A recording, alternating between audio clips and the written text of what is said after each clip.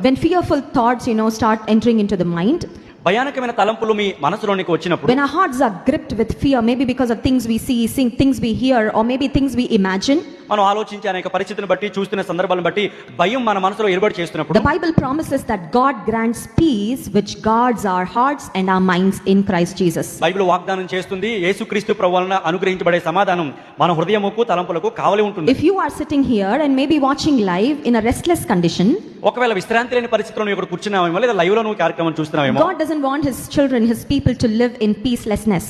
శాంతి సమాధాన పరిస్థితుల్లో దేవుడు తన ప్రజలు ఉండాలని ఇప్పుడు కోరుకోవట్లేదు. God doesn't want us to stay in fear and confusion, భయములోను అయోమయంలోను ఉండాలని దేవుడు కోరుకోవట్లేదు. because he wants us to encourage him.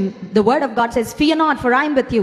Do not be dismayed, for I am your God. ఎందుకంటే దేవుడు తన మాట ద్వారా మనం ప్రోత్సహిస్తున్నాడు, భయపడొద్దు, జడియవద్దు అని. Jesus appeared to his disciples when they were sitting in a closed room. They were afraid of what the Jews would do to them.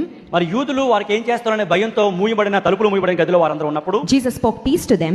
వారికి దేవుడు సమాధానం The ప్రకటించారు. Bible says in verse 21, again Jesus repeated those words. He was actually resounding those words to them again. 21వ వచనం మనం చదివితే మరలా అదే మాటను ప్రభు తెలియజేస్తున్నాడు. So Jesus